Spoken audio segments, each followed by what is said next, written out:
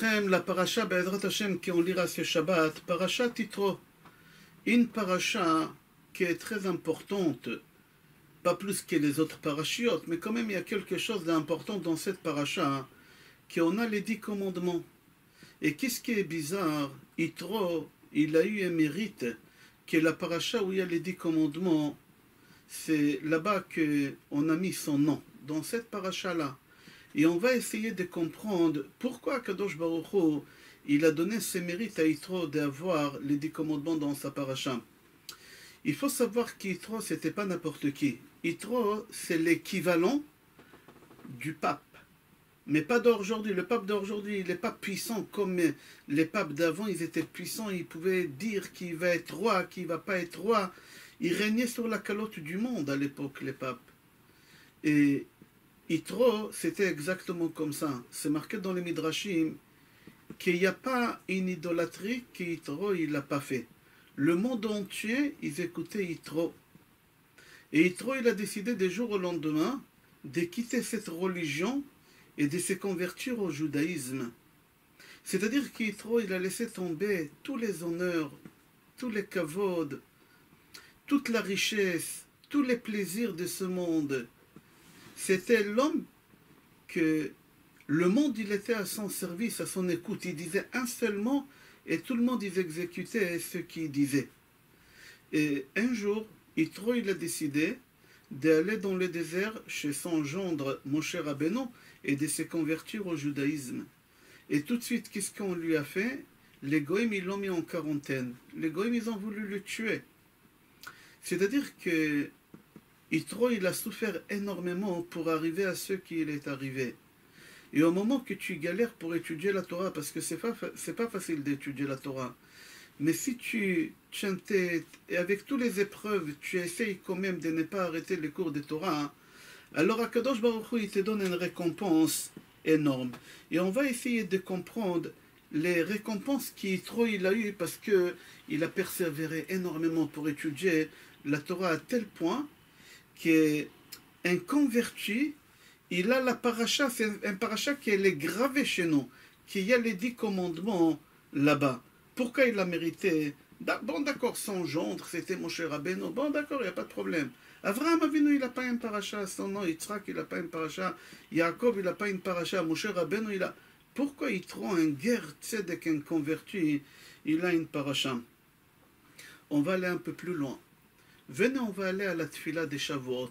La fête des Shavuot, c'est la fête de don de la Torah. C'est un des jours importants dans l'histoire juive, les jours qu'on a reçu la Torah. Quel paracha on lit à Shavuot? Quel haftara on lit à Shavuot? Quel Megillah on lit à Shavuot?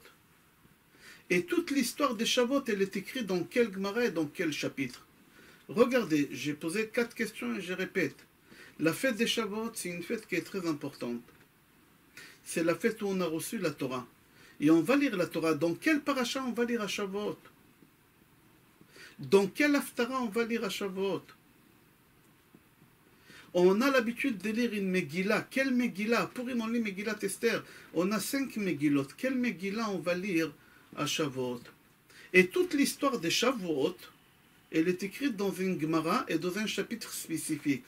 Et on va essayer de comprendre c'est quoi. Il faut savoir la paracha qu'on lit à Shavuot, c'est paracha Yitro. C'est-à-dire le jour de don de la Torah, qui c'est un jour important. On va lire dans la paracha d'Yitro. Et la haftara qu'on va lire la haftara de Yecheskel. N'oubliez pas, c'était qui Yecheskel ben Bouzi? C'était le petit-fils de Rachav Azona, la femme de Yoshua ben Nun. Pourquoi? Et on va lire Megillat Ruth. Pourquoi Megillat Ruth? C'est 3 convertis. Yitro, il s'est converti au judaïsme.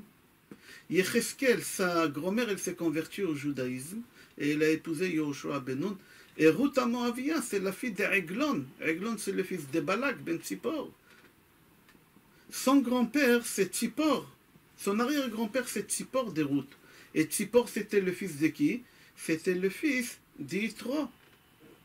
C'est-à-dire, Yitro, il a beaucoup de mérites ici.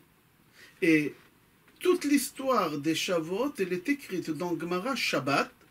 Pourquoi Gemara Shabbat? Parce que d'après tous les avis, Kule Alma, tous les avis, Torah Nitna Beshabbat. Akadosh Baruch Hu, il nous a donné la Torah le jour de Shabbat. C'était Shavuot et Shabbat. Et dans quel chapitre? Dans le 9e chapitre de Gemara Shabbat. Qui c'est le 9e chapitre de Gemara Shabbat? Rabbi Akiva. Rabbi Akiva ben Gerim, c'était le fils des convertis. C'était le descendant des Sisra, qui est lié aussi avec Yitro. C'est-à-dire toute la fête de Shavuot, que c'est le don de la Torah, et la paracha où c'est marqué le don de la Torah, les 10 commandements, c'est chez Yitro. Pas seulement chez Yitro, c'est chez des convertis. Pourquoi? Toute la Torah orale, écrite, la Torah des Nevi'im, des Ktuvim, toute la Torah c'est chez des convertis. Pourquoi? Alors il faut savoir qu'on a fait déjà cette remarque-là, que la Torah écrite, la Torah orale, les Nevi'im, les prophètes, les Ktuvim, les écrits, tous c'est des convertis. On a dit la paracha, la Torah écrite, c'est paracha Yitro, que c'est un converti, il y a les 10 commandements là-bas, et on lira ça à Shavuot. Yecheskel ben Bouzi. Il faut savoir que Yecheskel, qu'est-ce qui veut dire Bouzi? Bouzi, ça veut dire mépris, méprise. C'est-à-dire c'est quelqu'un qu'on lui fait honte. Bouze, on lui fait honte. Quelle honte on le faisait? Quand Yecheskel il faisait des prophéties, alors les gens ils se moquaient de lui, ils lui disaient, qu'est-ce que tu es en train toi de nous raconter? Tu sais qui tu es toi? Tu as vu qui c'est ta grand-mère? C'était une prostituée ta grand-mère. Bon, certes, elle s'est convertie au judaïsme, mais il y a un avis qui dit Rachav Zona, il y en a qui disent Zona Lachon Mezonot, qu'elle avait un restaurant, etc. Il y en a qui disent non, la Gemara elle dit Mefourash, que c'était une vraie prostituée. Alors quand Yecheskel il faisait de la prophétie, les gens ils disaient à Yecheskel, mais tu t'es pris pour qui toi? Et quand même il persévérait, il lâchait pas, et quand même il continuait. Et Akadosh Baruch Hu il a donné comme Yitro. Yitro c'est exactement la même chose. Yitro, on l'a mis en quarantaine, il a perdu tout le kavod, il a perdu toute la richesse, mais parce qu'il a persévéré aussi. Yitro, Akadosh Baruch Hu, il lui a donné que la paracha, elle va être à son nom, que ses descendants, c'est pas n'importe qui. Tout à l'heure, on va voir, c'est qui ses descendants. Ruth, la même chose. On va voir alors ensemble dans ce cours-là, Be'ezrat Hashem. Il faut savoir que Ruth, c'était l'arrière-petite-fille de Yitro. Parce que Yitro, il avait 7 filles. La première fille, Tzipora, elle s'est mariée avec Moshe Rabbeinu. Quel mérite, avoir un gendre comme Moshe Rabbeinu. La deuxième fille, elle a épousé Elazar ben Aaron Cohen. Et Elazar, avec la fille d'Yitro, ils ont eu un enfant qui s'appelait Pinchas, qui est devenu Eliyahu Hanavi. C'est-à-dire qu'Eliyahu Hanavi, c'est le petit-fils d'Yitro. Il n'est jamais mort. Ou Pinchas ou Eliyahu Hanavi ikraou. Ou Pinchas ou Eliyahu. Pinchas c'est Eliyahu, Eliyahu c'est Pinchas. Son grand-père, c'est Yitro. Ruth aussi, elle vient de fils d'Yitro. Yitro, il avait un fils qui s'appelait Tzipor. Tzipor, il s'est marié, il a eu un enfant. Tzipor, il s'est marié, il a un enfant qui s'appelait Balak. Balak ben Tzipor, Melech le Moav Ba'etaï. Et Tzipor, il a eu un enfant qui s'appelait Balak. Balak, Balak, il a eu Eglon. Et Eglon, il a eu Ruth. L'arrière-petite-fille d'Yitro, c'est Ruth. Tu sais c'est qui Ruth? Ruth, d'elle, il vient le Mashiach. Ruth, d'elle, il vient tout le royaume du judaïsme, tout le royaume juif, il vient d'elle. David Amelech, Shlomo Amelech. On va développer ça, Be'ezrat Hashem, ensemble. Mis à part ça, on a Rabbi Akiva, on a dit donc Gemara Shabbat, Perek de Rabbi Akiva. Rabbi Akiva aussi, il descend d'Yitro. Sisra, il descend d'Yitro. Et Rabbi Akiva, c'est le petit-fils de Sisra. Alors pourquoi la Gemara Shabbat, c'est Rabbi Akiva, fils de converti, Yitro converti, Ruth converti? N'oublie pas qu'Yitro, si tu enlèves le Yud de Yitro, il te reste Ruth. Et Ruth, c'est 606. Et Ruth à Moavia, elle avait déjà les Sheva Mitzvot, Ben et Noach. Alors ensemble, ça fait 613. Chazal, nos sages, ils nous disent que c'est marqué dans la paracha Vaishma Yitro. Yitro, il a entendu. Rashi sur place, il pose la question, qu'est-ce qu'il a entendu Yitro pour venir se convertir? Suite à ce qu'Yitro il a entendu, il a décidé de venir dans le désert chez Moshe Rabbeinu et se convertir au judaïsme. Alors Rashi il dit, Yitro il a entendu, qu'est-ce qui est marqué dans la Torah, Kriyat Yam Souf, c'est marqué dans Az Yashir, que le monde entier il a entendu, ils ont eu peur, tout le monde ils ont entendu. Il n'y a pas quelqu'un au monde qui n'a pas entendu qu'est-ce qu'Hachem il a fait au Béné Israël, qu'il a ouvert la mer en deux. Chaque personne qui avait de l'eau à côté de lui, il l'a vu. Parce que c'est marqué dans le Midrash qu'Akadosh Baruch Hu, il a ouvert tous les eaux du monde. Tous les eaux du monde, Akadosh Baruch Hu, il a ouvert. Si en Inde, il y a quelqu'un qui avait un verre d'eau, il avait un fleuve à côté de lui, la mer, elle s'est ouverte. L'eau, elle s'est ouverte. Le verre, il s'est ouvert. L'eau. C'est-à-dire, il n'y a pas quelqu'un au monde qui ne savait pas qu'est-ce qu'Hachem il a fait au Béné Israël. Ils ont tous vu, ils ont tous entendu. Kriyat Yam Souf. Et deuxième chose qu'il dit, Rashi Milchemet Amalek. Amalek, c'était pas n'importe qui. Amalek, sa grand-mère, c'était Timna. Timna, elle vient d'Esav. Et elle voulait se convertir au judaïsme. Mais on l'a rejetée. Personne n'a voulu la convertir. Et elle a laissé dans son testament à Amalek qui descend d'elle, son petit-fils, et lui a dit, tant que tu peux persécuter les Juifs, tu persécutes. Parce que personne n'a voulu d'elle. Mais en fin de compte, elle est partie se marier avec Ishmaël. Elle est partie se marier avec Ishmaël. Elle a dit, je rentre par la petite porte au judaïsme. Mais elle a laissé une vengeance. Dès que tu vois un juif, tu le persécutes. C'est pour ça Amalek, il nous persécute. Mais quand on était pendant 210 ans d'esclavage en Égypte, Amalek, il ne pouvait rien faire contre nous. Mais contre Amalek, au moment qu'Amalek il a entendu qu'on est sorti d'Égypte, tout de suite va y avoir Amalek. C'est dans la paracha qu'on a lu Shabbat dernier, dans Maftir. Dans le Maftir Shabbat dernier, Amalek il est venu. Et on a gagné Amalek. Amalek c'était un peuple très très puissant. Et nous, on n'était pas prêts encore à la guerre, on n'était pas des guerriers, on était des esclaves. C'est-à-dire, qu'est-ce qu'il a entendu? Le monde entier, pas qui Yitro. Le monde entier, il a entendu qu'Hachem, il nous fait des miracles. Et Hachem, il nous a fait gagner Amalek. Tous les Nissim, ils ont entendu. Personne n'a pris conscience. Il y a deux personnes qui ont pris conscience et qui sont venus se convertir. La première personne, c'est Yitro, Vaishma Yitro, il a entendu. Tous, ils ont entendu, c'est pas qui Yitro. Mais il y a une seule personne qui l'a entendu et qui l'a intériorisé ce qu'il a entendu, il a passé à l'acte, il est venu se convertir. Un homme, Yitro. Et chez les femmes, c'était Rachav. Rachav Azona, elle aussi, elle a demandé hôte. Une lettre, elle a demandé. Il y en a qui disent hôte, c'est un signe, le fil rouge, mais on ne va pas rentrer dans ça maintenant. On a fait hier un cours d'après le Sod. Là-bas, tu vas voir qu'est-ce qu'on a expliqué. Mais il y a deux personnes qui ont entendu et ils sont venus se convertir. Alors Yitro, il a entendu ça, il est venu, il s'est converti au judaïsme. C'est rapporté dans le Midrash qu'au moment qu'Akadosh Baruch Hu nous a donné la Torah, on va lire les 10 commandements dans la paracha. Et dans le monde, ils ont entendu un silence. Un silence. Tu entends un silence, ils ont entendu un silence. Et le monde entier, ils avaient peur qu'Hachem y ramène le Maboul, la déluge. Alors ils ont parti voir leur prophète, Bilam, c'était leur prophète. Ils ont parti voir Bilam, ils lui ont dit, Akadosh Baruch Hu, il ramène le Maboul. Alors Bilam, il leur a dit, ne vous inquiétez pas, Adonai la Maboul Yashav. Akadosh Baruch Hu, il a promis qu'il ne ramène plus la déluge.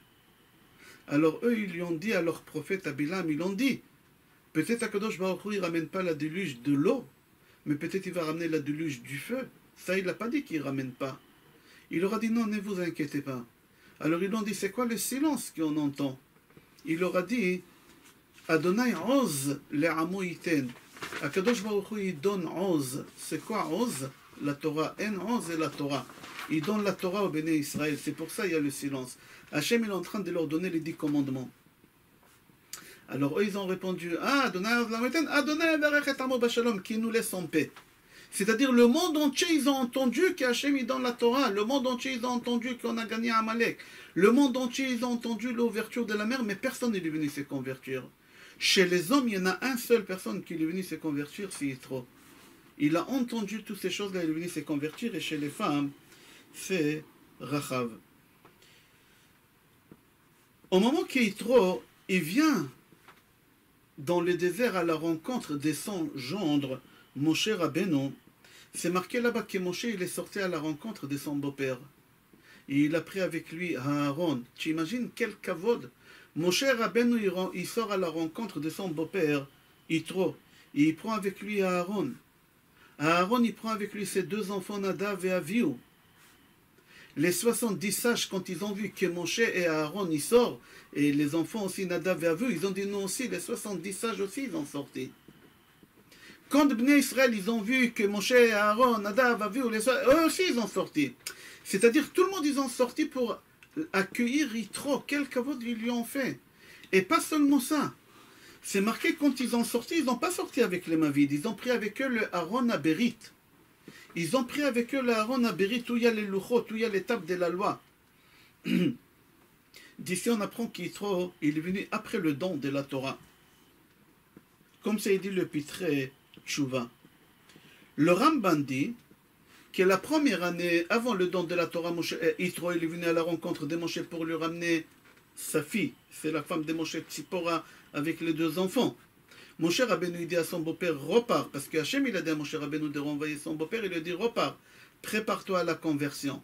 Il va pour un an après il revient, c'était le lendemain le don de la Torah, c'est-à-dire le don de la Torah, on l'a reçu à Kippour, parce que Moshe Rabbeinu il est monté après Rosh Chodesh Elul, et il est descendu 40 jours après, c'est Kippour. Le lendemain de Kippour, le Machorat c'est marqué, le lendemain de Kippour, Paro il vient, et là Moshe Rabbeinu il sort avec Aaron, avec le Chotabrit. Une parenthèse, d'ici on apprend que quand il y a un roi qui vient à la communauté juive, ou il vient dans le Shteitel, ou dans le ghetto, dans le Mela, on avait l'habitude de sortir avec tous les Sefer Torah. Comment tu fais déplacer un Sefer Torah vers un Goy? Oui. Moshe Rabbeinu, il a pris le Aaron Abrit avec les louchot qui est à l'intérieur pour aller accueillir son beau-père, Yitro. C'est marqué dans le livre Vaïsaper Moshe, c'est marqué là-bas que Moshe Rabbeinu, il a raconté à son beau-père Yitro tout ce qu'Hachem il aura fait. En 2 mots, tous les galères. Moshe Rabbeinu, il attrape son beau-père et lui dit, assis-toi et je vais te raconter le galère. Et là, il commence à lui raconter les 210 ans d'esclavage. Après, il raconte à son beau-père, quand on a traversé la mer, on n'avait pas de l'eau pendant 3 jours. Après, il lui raconte les disputes pour manger. Après, il raconte que des galères. Moshe Rabbeinu et kol hatela'a. Comme ça, c'est marqué. Moshe Rabbeinu, il raconte à son beau-père et kol hatela'a. C'est quoi tela'a? C'est la souffrance. Comme ça, il dit Rashi. Il a raconté à son beau-père tous les galères qu'on a traversées, l'esclavage, l'eau, tout il a raconté. Pourquoi? Rashi, il dit pour rapprocher son beau-père au judaïsme. Alors on pose la question, on dit, quand tu as envie de vendre une voiture, tu ne racontes pas les défauts que la voiture est là. Si tu racontes les défauts que la voiture est là, personne ne va acheter la voiture. Tu dois cacher les défauts. Tu dois montrer quel est bon côté que la voiture est là. Un Mavdil, c'est la même chose. Quand Yitro vient se convertir, Moshe Rabbeinu, il devait lui montrer uniquement les beaux côtés que la Torah est là. Pourquoi Moshe Rabbeinu, il montre à son beau-père les mauvais côtés que la Torah a, que le judaïsme a? Tous les galères, pourquoi? Pourquoi Moshe Rabbeinu, il fait cette chose-là? Alors, Chachamim, ils disent, c'est comme ça qu'il faut se comporter avec les gens qui veulent se convertir au judaïsme. Quand quelqu'un veut se convertir au judaïsme, tu dois le repousser, lui montrer tous les problèmes que les juifs ont. Le Sfour dit que Moshe Rabbeinu, il a raconté à son beau-père comment Akadosh Baruch Hu, il a puni les Égyptiens. Chacun d'après ceux qui méritent. Il y en a qui sont noyés comme de la paille, il y en a qui se sont noyés comme de la pierre, ka'aven, il y en a qu'à offert comme du plomb, chacun. Et Yitro, qu'est-ce qu'il répond? Yitro, il regarde Moshe Rabbeinu, il lui dit à Moshe Rabbeinu, il faut que tu saches quelque chose que tu ne sais pas. Votre Dieu, il est extraordinaire. Akadosh Baruch Hu, il a puni chacun comme il mérite. Comme ça, il dit, Ki badavar asher zadou. C'est quoi zadou? Comme ils ont préparé le plan pour vous faire du mal, Hachem, il les a punis avec le même plan. Alors on pose la question, on dit, d'où Yitro, il connaît les plans des parents? Alors le Midrash, il te dit, n'oublie pas que Paro, il avait 3 conseillers. Iyov, le premier, le deuxième c'était Balak et Bil'am, et le troisième c'était Yitro. Et quand Paro, il leur a demandé, qu'est-ce que vous pensez qu'on va noyer les enfants dans l'eau? On va les tuer les garçons. Alors Iyov, il n'a pas branché, il n'a rien dit, Hachem, il a puni, qu'il a souffert tous les galères qu'il a eues. Bil'am, il a dit oui, pourquoi pas. Alors Hachem, il a tué. Yitro, Il a levé le drapeau blanc, il a dit non, je suis contre. Il s'est sauvé d'Égypte. Il s'est sauvé vers Midian, il a quitté l'Égypte. Il ne voulait pas faire partie de tout ça. Yitro, il pouvait dire veto, je ne donne pas de réponse. Il pouvait. Il avait le droit de dire je ne sais pas. Je ne sais pas, faites ce que vous voulez, je ne peux pas répondre. On n'a pas de réponse. Non, il a dit non, il ne faut pas faire.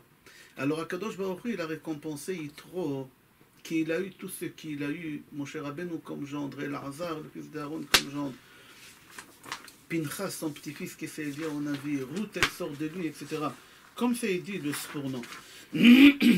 Alors Rabbi Yonatan Efshitz dit qu'au moment que Moshe il raconte à son beau-père Yitro toutes les galères que les Bnei Israël ils ont traversées, alors normalement les Bnei Israël, normalement Yitro il devait quitter, il devait partir. Qu'est-ce qu'il a à faire ici? Encore je cherche des problèmes, j'ai assez déjà de problèmes. Yitro il avait des problèmes énormes. Yitro quand il a quitté sa religion, avant qu'il s'est converti au judaïsme, il restait quelques années sans religion. Alors qu'est-ce qu'ils ont fait? Tout le monde entier, parce que c'était le pape de l'époque, ils l'ont mis en quarantaine, à tel point que personne ne voulait travailler chez lui. C'est ces filles qui sortaient les troupeaux pour les faire brouter. La preuve, quand Moshe Rabbeinu il arrive devant le fleuve, qu'est-ce qu'il va Moshe Rabbeinu? Moshe Rabbeinu, qu'est-ce qu'il va là-bas? Il va les filles d'Yitro. Pourquoi tu vas les filles d'Yitro? Parce que les employés, ils l'ont laissé tomber. Personne, il n'avait personne Yitro. Ils l'ont mis en quarantaine. C'était une souffrance énorme pour Yitro. Mais Yitro, il a cherché toujours la vérité. Yitro, il a cherché toujours la vérité. Alors Rabbi Nathan Efshitz dit, et c'est rapporté aussi dans Gemara Yebamot, quand quelqu'un veut se convertir au judaïsme, tu dois lui montrer toujours le mauvais côté. Il faut lui dire, écoute, qu'est-ce que tu veux te convertir au judaïsme? Qu'est-ce que tu veux habiter en Israël? Va habiter en Suisse. En Suisse, c'est un pays qui a là-bas le journal une fois par mois, ils n'ont rien à dire. Et encore une fois par mois, ils parlent qu'en Israël, il y a des scuds qui tombent je ne sais pas tout ce qu'il y a en Israël avec le corona. Ils ne parlent même pas d'eux, la Suisse. Ils n'ont rien à raconter chez eux. C'est très silencieux. Alors, on pouvait dire à Yitro, qu'est-ce que tu cherches chez nous? Va en Suisse, convertis-toi à leur religion. Là-bas, il y a le silence. Il n'y a rien. Une fois par mois, il y a le journal là-bas, il y a encore le journal. Ils ne parlent même pas d'eux. Qu'est-ce que tu as à faire chez nous? Non. Rav Nathan Efshitz, il rapporte une Gemara Yevamot qui dit au contraire, quand il y a quelqu'un qui veut se convertir au judaïsme, il faut lui montrer le mauvais côté. Et c'est ça qu'est-ce qu'il a fait, mon cher Rabbeinu, avec son beau-père. Il a dit, cher beau-papa, je te conseille de rester à Midian. C'est pas la peine de venir ici. Regarde combien on galère, nous, les Juifs. On n'a que des problèmes, on est persécutés. Les gens, ils veulent notre mort. Qu'est-ce que tu vas... Yitro, il a tout lâché. Il a dit non, je veux quand même. Comme ça, il a dit Yitro à son beau-père. Il continue à Nathan Efshitz, il dit, il faut savoir, quand les Juifs ils se trouvent dans un niveau très élevé économiquement, on n'a pas le droit d'accepter des convertis. C'est une halakha. Pourquoi? Parce qu'au moment que quelqu'un vient se convertir au judaïsme, c'est pour profiter du niveau élevé que le peuple juif a. Le niveau élevé économique que le peuple juif a. Et on n'a pas le droit de convertir quelqu'un qui a des intérêts. Celui qui veut se convertir, il n'a pas d'intérêt. La seule intérêt qu'il a, c'est par l'amour de la Torah, pour l'amour de Hachem. S'il a un intérêt pour une fille juive, pour l'argent, on n'a pas le droit. Viens voir quand le Mashiach va venir, Be'ezrat Hashem, c'est marqué qu'on ne va plus convertir les gens. Pourquoi? Parce que la richesse que le peuple juif il aura. Regardez ce qui est marqué, Be'ezrat Hashem, quand le Mashiach va venir, on ne va pas accepter les guérines parce que le niveau il va être très élevé. La rentrée de Yerushalayim, c'est marqué dans le prophète Avnei Egdach. Avanim Tovot Omar Galiot. C'est-à-dire, dans la route sur Yerushalayim, les rochers que tu vois, les montagnes que tu vois, ça va devenir des pierres précieuses. Avnei Egdach, c'est des pierres qu'aujourd'hui on ne les a pas. Alors tout le monde, ils voudront se convertir. Alors à l'époque que le Mashiach va venir, on n'accepte pas des convertis. On n'accepte pas des convertis. On accepte les convertis quand nous, on n'est pas au top. Quand on n'est pas au top. Comme ça, c'est marqué dans la halakha. Alors, la question qu'elle se pose, quand on est sorti d'Égypte, notre niveau économique, il était très élevé. On a reçu la Torah mentale, on était physique, mental, on était très élevé, on était au top. On atteint le niveau des malachim. On a fait sortir d'Égypte toute la richesse. Chaque juif, il avait 40 ânes qui portaient la richesse d'Égypte. Alors comment ça se fait qu'on a accepté Yitro pour le convertir? Comment ça se fait? Comment ça se fait qu'on a converti Batia Bat-Paro? On a dit quand le niveau économie sociale du peuple juif il est élevé, alors on n'accepte pas de convertir, et pourtant on voit qu'on a accepté. Yitro. Alors il faut savoir, oui, on n'accepte pas des gens que leur niveau éco il est bas. Là, Yitro, son niveau il était très élevé économiquement. Il avait beaucoup d'argent. Pourquoi? Parce que vous savez comment à l'église ça fonctionne. À l'église, le curé il a un petit, je crois que ça s'appelle la paroi. Il se met à l'autre côté des rideaux. Les gens ils viennent et ils disent j'ai fait tel péché, et lui il a un tarif. Et pour tel péché il faut payer un don à l'église comme ça. Et il avait d'argent, le curé à l'époque, ils avaient beaucoup d'argent l'église catholique, ils avaient beaucoup d'argent. Yitro il avait beaucoup d'argent parce que sur chaque péché qu'il faisait, pour se faire pardonner, il fallait payer une amende à l'église. Je donne un exemple, je raconte une blague, c'est une blague pour comprendre. Un jour, il y a un curé qui avait une église qui elle marchait beaucoup. Et ça lui a rapporté beaucoup d'argent. Tous les jours, il y a des gens qui venaient pour se confesser et ils prenaient beaucoup d'argent. C'est une église, on va dire, elle est dans le 16e arrondissement, dans le 8e arrondissement, où il y a les riches. Alors les gens, ils payaient, sur chaque péché, ils payaient. Le curé, il était très riche. Un jour, ce curé devait aller en vacances. Mais il s'est dit, attends, si je pars en vacances, je prends un remplaçant, et notre curé, il va prendre ma place. Il va prendre ma place. Il a dit, la meilleure façon de faire, qu'on ne me prend pas ma place, je vais demander au rabbin de quartier qui me remplace pendant 2 dimanches. Qu'est-ce qu'il fait? Il appelle le rabbin, il dit, monsieur le rabbin, je peux vous voir? Alors le rabbin, il dit oui. Et quand le rabbin, il arrive, le curé lui dit, écoutez, monsieur le rabbin, moi je pars en vacances. J'ai peur de ramener ici un remplaçant curé. S'il vient ici, il va prendre ma place. Moi, qu'est-ce que je te conseille? Tu prends ma place pendant les 2 dimanches, et tout l'argent que tu fais, prends-le pour toi. Moi, garde ma place. Le rabbin, c'est un rabbin. Il lui a dit, il n'y a pas de problème. Et le curé, il part en vacances. Premier dimanche, le rabbin, il voit que ça marche bien. Les gens, ils viennent, ils payent. Le deuxième dimanche, le dernier dimanche avant de partir, quand quelqu'un venait, il disait, voilà, monsieur le rabbin, j'ai fait tel péché. Monsieur le curé, il ne savait pas que c'était un rabbin derrière le rideau. Il disait, j'ai fait tel péché. Alors le rabbin, il lui disait, dis-moi, combien de fois par an tu fais ce péché-là? Parce qu'on va dire, par péché, c'était adultère, c'était 500 €. Alors il dit, écoutez, moi par mois, j'ai fait à peu près 2 fois. Alors 2 fois, ça fait 1 000 €. Il lui dit, écoute, par an, ça te fait 12 000 €. Alors le rabbin, il dit, écoute, moi je te donne, je te fais un prix. Paye-moi 6 mois à l'avance, mais je te fais pardonner sur l'année qu'elle arrive. C'est-à-dire, donne-moi 6 000 € et on a réglé. Et comme ça, il a fait à tout le monde. Il a pris l'argent d'1 an à l'avance de tout le monde. Quand le curé il est revenu des vacances, il n'avait pas de travail pendant 1 an parce que le rabbin, il lui a tout pris là-bas. Ok, ça c'est une blague. C'est ça qu'est-ce que je veux que tu comprends qu'Yitro, quand il est venu pour se convertir, Yitro, il était... Et économiquement, il avait un niveau très élevé. Il était très riche, Yitro. C'est pour ça, hein, Moshe Rabbeinu, il était d'accord de le convertir. Certes, on ne peut pas convertir au moment que le peuple juif il est au top, mais quelqu'un qui est aussi top que les juifs, alors il n'a pas d'intérêt de se convertir pour l'argent des juifs. Pour la simple raison que lui aussi, il a, comme ça c'est marqué. C'est rapporté dans le livre Mikdash Alevi que Moshe Rabbeinu, dans tout ça, qu'est-ce qu'il voulait enseigner à Yitro?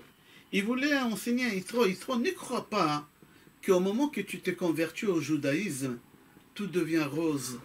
Pas du tout, détrompe-toi. Au contraire, dès que tu vas te convertir au judaïsme, les galères vont commencer. La preuve, prends un juif, n'y prends pas un non-juif, prends un juif. Un juif qui n'est pas religieux. Tout va bien pour lui. Il est marié, il a des enfants, il est en bonne santé, sa femme, ses enfants, les affaires ça roule, il a de l'argent à la banque, il n'a pas de dettes, tout va bien, il n'a pas de crédit, tout va bien. Un jour, ce bonhomme-là, chez tout le monde c'est comme ça. Chez tout le monde c'est comme ça. C'est une règle. Un jour, ce bonhomme-là, il décide de faire tchouva. Il décide de faire tchouva. Alors les galères, ils commencent. Toujours quand tu veux te renforcer dans le judaïsme, les galères commencent. C'est comme ça chez tout le monde. C'est ça qu'est-ce que Moshe Rabbeinu veut dire à Yitro. Tu veux te convertir au judaïsme, tu veux te rapprocher à la Torah, sache que tu auras des problèmes d'échelon-bas. Jusqu'à maintenant, tout allait bien avec ta femme. Les galères d'argent, ils vont commencer. Tout va commencer quand tu veux t'approcher à la Torah. Pourquoi? Pourquoi cette chose-là? C'est comme ça qu'il a dit, Moshe Rabbeinu à Yitro. Il y a une Gemara, donc Gemara Brachot page Hey, je crois. La Bara Bishon Bar Yochai dit, Shlosha matanot natan HaKadosh Baruch Hu leIsraël, veShloshtam niknin biyisurin. HaKadosh Baruch Hu, il a donné 3 cadeaux au béné Israël, Et les trois cadeaux, on peut les acquérir uniquement avec des épreuves. Le premier cadeau, c'est la Torah. Pour acquérir la Torah, pour étudier la Torah, pour avoir la connaissance de la Torah, il faut galérer, c'est pas facile. Tant que tu n'étudies pas la Torah, tout va bien. Dès que tu as décidé d'aller dans des cours de Torah, les galères commencent. Tu vas à la belle-mère qui décide d'habiter chez toi, tu vas à la banque qui te rejette des chèques, il y a des problèmes. C'est comme ça dit Rabbi Shimon Bar Yochai. Deuxième chose, Eretz Israël. Tant que tu habites en France, tu n'as pas fait l'Aliyah, les affaires ça marche, etc. Dès que tu arrives en Israël, tu t'es fait arnaquer. Pourquoi? Ça c'est Eretz Israël. Eretz Israël niknet b'isurim. Et troisième chose qui dit Rabbi Shimon Bar Yochai, Olam haba, le monde futur. Pour acquérir le monde futur, il faut traverser des épreuves ici dans ce monde-là. Alors Rabbi Shimon Bar Yochai dit, je ne comprends pas des cadeaux avec des claques. Ni me donne pas des claques et ni me donne pas des cadeaux. Rabbi Shimon Bar Yochai il dit non. Ça vaut le coup de recevoir 10 claques pour avoir ces cadeaux-là. Pour acquérir la Torah, ça vaut le coup de traverser des épreuves. Pourquoi? Parce qu'à la fin, qu'est-ce que tu vas avoir? Regarde par Yitro. Combien de galères il a traversé? Combien? Mais il a persévéré. À la fin, il a reçu quoi? Il a reçu Eliyahu Hanavi comme petit-fils. Il a reçu comme gendre Moshe Rabbeinu. Il a reçu comme gendre Elazar. Il a reçu son arrière-petite-fille, Ruth Moavia, qu'Edel, il descend. Tout le royaume d'Israël, il descend des Ruth Moavia. Alors, Moshe Rabbeinu dit à son beau-père, n'y crois pas que tout ira bien à partir du moment que tu vas te convertir. Toutes les difficultés, ils vont commencer. Pourquoi? Pour la simple raison qu'Hachem, il t'aime. Et Hachem, il veut que tu te colles à lui. Mais le problème, c'est que tu ne peux pas te coller à Hachem. Tu as la saleté sur toi. Il faut te nettoyer. Et la façon de te nettoyer, c'est comme tu te salis ici avec de la peinture. Pour enlever la peinture, si tu vas mettre ta main sous l'eau, l'eau, elle va te caresser, elle ne va pas enlever la peinture sèche. Il faut prendre quelque chose, un papier vert et gratter très fort. Quand tu veux t'approcher à Hachem, tu es sale avec des péchés. Pour nettoyer de toi ces péchés, pour que tu puisses te coller à Hachem, il faut te nettoyer, et c'est avec les épreuves. Et c'est pour ça, mon cher Rabbeinu, il raconte à son beau-père, et kol hatela'a, c'est pour, au contraire, prévenir Yitro qu'est-ce qu'il attend pour qu'il tienne tête. Et mon cher Rabbeinu, il finit, il dit à son beau-père, n'oublie pas qu'Akadosh Baruch Hu après nous a appelé Béni Bechor Israël Ata, mon fils le premier-né, c'est toi le peuple juif. Comme ça, Moshe Rabbeinu, il dit à son beau-père, comme ça Hachem il nous a dit, Béni Bechor Israël Ata. Il faut savoir qu'Yitro, il a souffert énormément. Avant qu'il s'est converti déjà. Parce que lui, c'était le pape d'aujourd'hui, on l'appelait Cohen Midian, le prêtre des Midian. Mais en réalité, c'était l'endroit où il a habité. Mais il a commandé la religion du monde entier, il a régné sur la calotte du monde spirituellement, Yitro. Et dès qu'il a décidé de se convertir, on l'a mis en quarantaine, etc., comme on a dit tout à l'heure. Mon cher Rabbeinu dit à Yitro, mais sache, si tu tiens tête quand même et tu baisses pas les bras, Vayatzilem Adonai. C'est quoi Vayatzilem Adonai? Si tu déprimes pas, tu rentres pas dans des angoisses et tu te renforces, tu vas réussir à la fin. Tu vas réussir à la fin. Yitro, il a souffert, mais il a gagné à la fin. Tous, ils ont sorti pour l'accueillir. Moshe, Aaron, Nadav, Avihu, Shevim Skenim. Tout le peuple juif, ils ont sorti. Ils ont fait sortir avec eux le Aaron. Quel kavod ils ont fait à Yitro, les gendres qu'il avait, comme on a dit tout à l'heure. On va, alors là, on a vu jusqu'à maintenant un exemple de quelqu'un qui persévère pour quand même rester dans la Torah. Qu'est-ce qu'il reçoit? Viens voir quelqu'un d'autre qui a persévéré, il est resté pour avoir la Torah. C'est qui? C'est Ruth Moavia. Il faut savoir que Ruth, c'était une princesse. C'était la fille du roi de Moab. Il s'appelait Eglon. C'était la fille d'Eglon.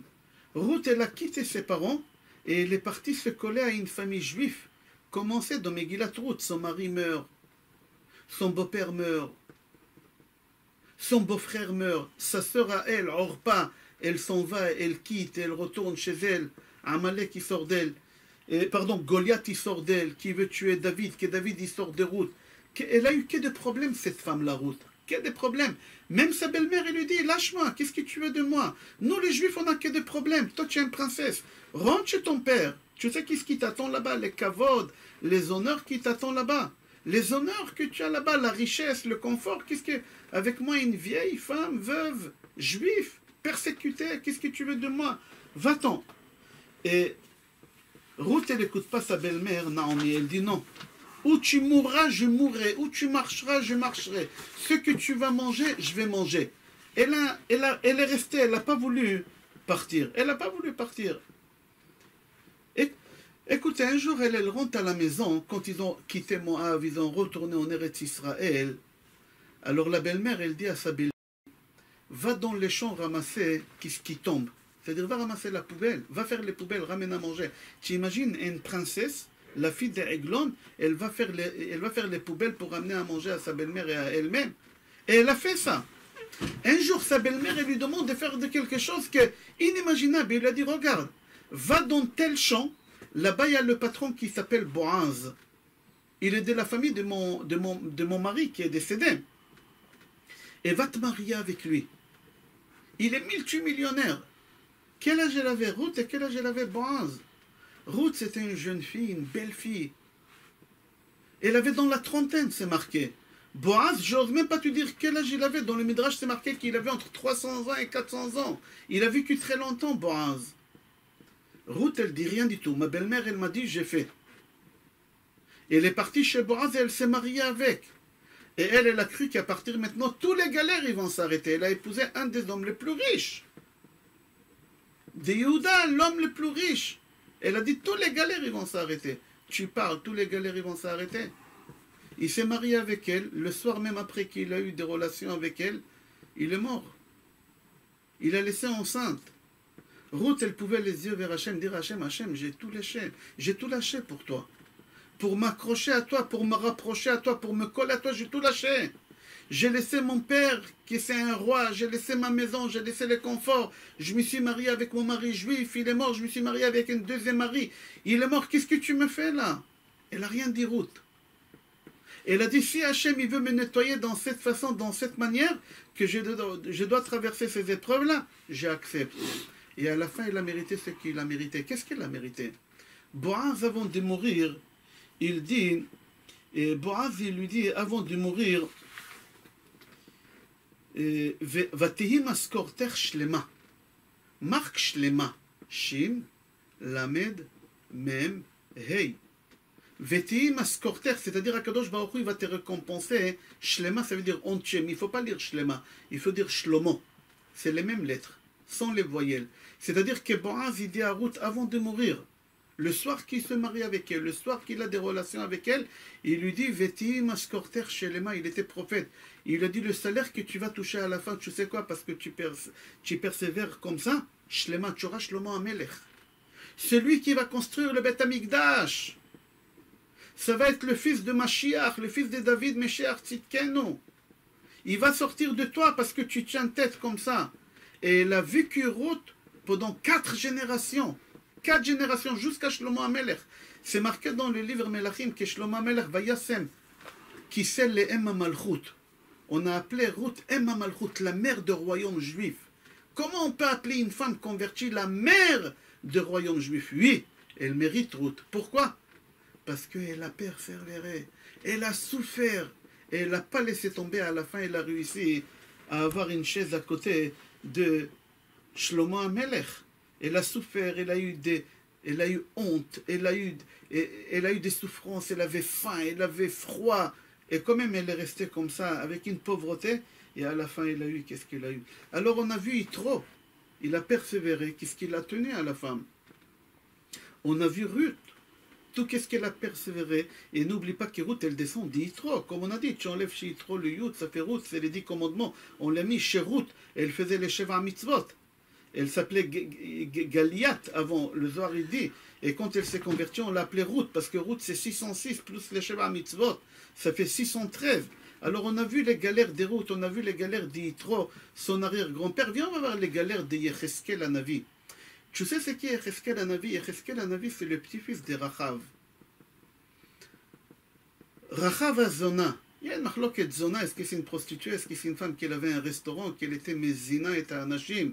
Zan, on dit en masculin, en féminin, on dit Zona. Mais on va dire que c'était une prostituée, comme c'est marqué dans le Midrash. Alors, Yecheskel Hanavi, quand il est devenu prophète, Les gens, ils se moquaient de lui. Ils disaient, tu t'es pris pour qui? Qui tu es, toi? Qui tu es, toi? Tu as vu, c'est qui ta grand-mère que tu viens maintenant de nous raconter des choses? Tu viens de qui tu vois de qui tu descends? Il n'a pas baissé les bras. Il a dit, je vais me coller à Hachem. Et Akadosh Baruch Hu, il lui a donné la possibilité de voir des choses qu'aucun prophète il a vues. Aucun prophète il a vu. Qu'est-ce qu'il a vu? Yecheskel. C'est marqué sur Yecheskel qu'il a vu des choses. Hachem, il lui a ouvert les ciels. Il a vu directement les choses. Moshe Rabbeinu, il fallait qu'il monte là-bas. Moshe Rabbeinu, c'était le plus fort de tous les Nevi'im. Il n'y a pas un Navi comme Moshe Rabbeinu, mais Moshe, il fallait qu'il monte. Yecheskel, sans monter dans les ciels, Hachem, il a ouvert les ciels pour qu'il voit qu'est-ce qu'il y a là-bas. L'Haftara de Yecheskel, on la lit aussi à Shavuot. On lit Megillat Ruth à Shavuot, on lit la paracha d'Yitro. Tous les gens qui ont traversé des galères, on les lit les jours des dons de la Torah. Attends, tout à l'heure, on va arriver à Rabbi Akiva aussi. Mais là, on arrive à Yecheskel. Yecheskel, combien il a souffert? Et quand même, il a persévéré. Rachav aussi, on l'a traité. Le cadeau qu'Hachem lui a donné. Shmona neviim yatsu mimena, ve'af chulda nevia. Shmona melachim yatsu mimena. Quand tu persévères quand même, tu traverses des épreuves avec la tête haute, et tu t'accroches à Hachem, tu ne peux pas imaginer les cadeaux qu'Akadosh Baruch Hu, il va te donner. On ne va pas rester longtemps, on va aller voir où toutes ces histoires-là de dons de la Torah, ils sont marqués. Ils sont marqués dans Gemara Shabbat. Pourquoi Gemara Shabbat? Pour la simple raison que Gemara Shabbat, c'est le jour que Shabbat, c'est le jour qu'Akadosh Baruch Hu, il a donné la Torah. Shavuot, c'était Shabbat. Et dans le chapitre, 9e chapitre, qui s'appelle Rabbi Akiva. Pourquoi Rabbi Akiva? Parce que Rabbi Akiva, c'était le fils des convertis, il a galéré énormément. À 40 ans, il fallait qu'il aille à l'école de CP avec son fils.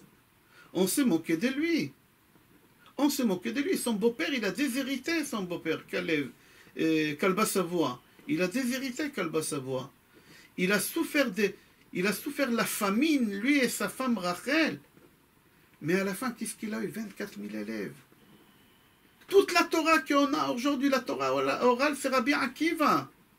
Parce que Rabbi Akiva, il a eu 24 000 élèves, ils sont tous morts, tous les livres, ils se sont effacés. C'est pour ça qu'on est en deuil pendant les 33 jours, pour la Torah qu'elle a été oubliée.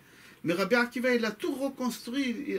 À l'Achla Darom, il est parti au Darom, il a pris là-bas 5 élèves, il a reconstruit toute la Torah qu'on a aujourd'hui.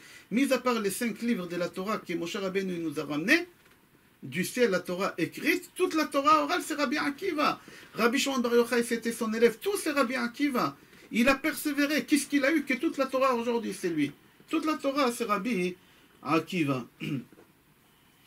Il voulait nous enseigner, mon cher Rabbeinu, dans tout ça, que tu n'as pas à t'inquiéter. Tu n'as pas à t'inquiéter. À partir du moment que tu persévères, Akadosh Baruch Hu, il te donne des récompenses que tu ne peux même pas imaginer, les récompenses qu'Hachem il te donne. On fait un résumé, on a fini. La paracha, elle s'appelle au nom d'Yitro, un converti, et pas n'importe quelle paracha. Une paracha qui est gravée chez nous. Il y a les 10 commandements. Pourquoi il a eu Yitro tous ses mérites, d'avoir tout ce qu'il a eu, Eliyahu Hanavi, Moshe Rabbeinu, Elazar? Parce qu'il a persévéré. Il a traversé des épreuves énormes, énormes. Uniquement pour s'accrocher à Hachem, s'attacher à Hachem. Et pour s'attacher à Hachem, il faut te nettoyer, tu es sale, alors tu dois passer des épreuves. La même chose, Ruth. Elle a lâché une maison, un palais. Elle est partie ramasser la nourriture dans des poubelles. Elle est partie se marier avec quelqu'un de 400 ans. Comment c'est possible? Il meurt, et quand même, Kadosh Baruch Hu lui a donné qui? Vati maskorter shlema, Shlomo il sort de toi. Tu vas vivre jusqu'à Shlomo Amelech. Tu vas voir le Beth Amikdash. Tu auras à côté de 30 de Shlomo, tu vas voir ta chaise là-bas, Em la Malkout. On l'a appelé. La même chose Yecheskel. Et la même chose Rabbi Akiva. Toi aussi que tu écoutes ces shiur là. À partir du moment que tu décides de t'attacher à Kadosh Baruch Hu, apprends d'eux qu'est-ce qui t'attend à la fin. Tu vas voir les gendres que tu auras, les enfants que tu auras, les petits-enfants que tu auras. Tu auras le mérite d'avoir la lumière de la Torah, tu auras le mérite de t'accrocher à Kadosh Baruch Hu Be'ezrat Hashem. Je te souhaite bracha ve'atzlacha, besorot tovot.